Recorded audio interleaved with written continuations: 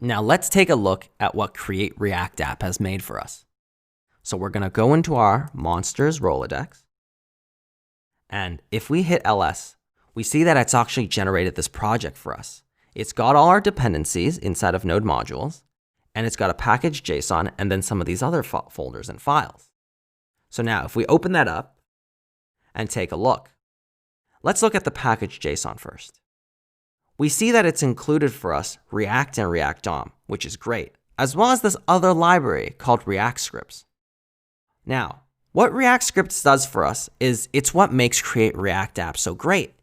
It's actually what allows us to have to not worry about Webpack and Babel. It includes these 4 scripts for us, and it calls that library React Scripts to do these 4 things: start, build, test, and eject. Now, what start does is it actually starts the project. So let's try that first. So if we call yarn start, React Scripts, start right there. And what this does is it serves up this sample application of React inside of our localhost, which is pretty awesome. We have a working React app right away.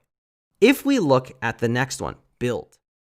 So before we start looking at this script, let's actually look at these 2 folders.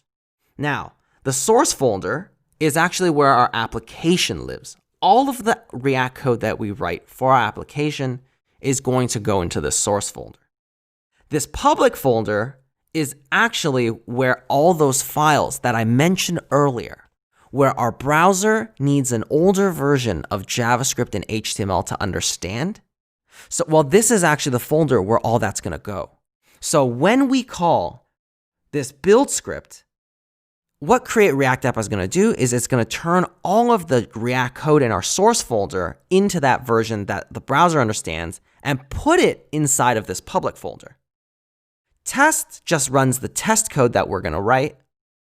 And then eject will actually take out all of the configuration files that it's hidden from us for Babel and Webpack in case we wanted to manage it ourselves. Now that we understand what the basics of what Create React App has done for us here, let's actually look at some of the code. Now, the first thing I want us to look at is this app.js file. Now, I know this looks a little overwhelming, but let's just take it line by line. So first, we're going to import all the things from React that we need.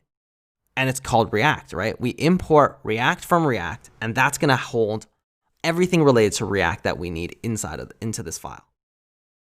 Then we're going to import the logo from logo.svg, which is essentially just this logo image. Then we're going to import the CSS.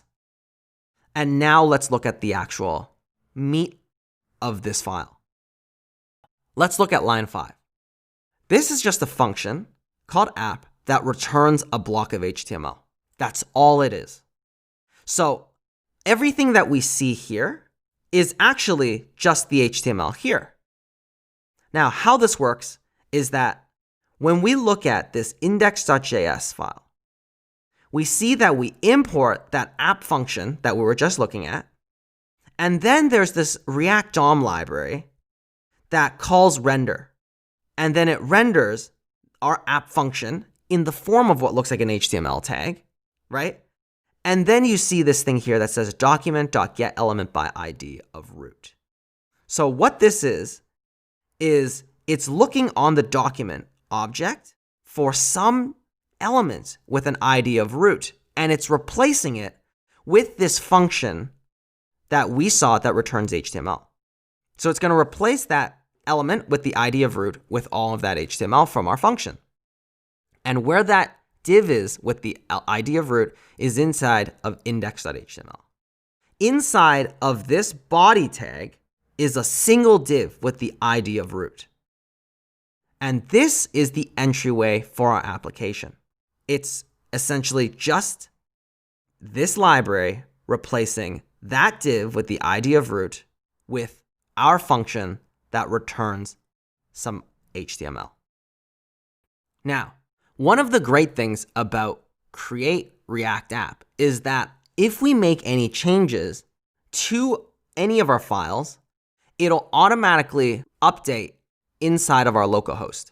So if I wanted to change this to say, hello, my name is Yihua, we will automatically see this update.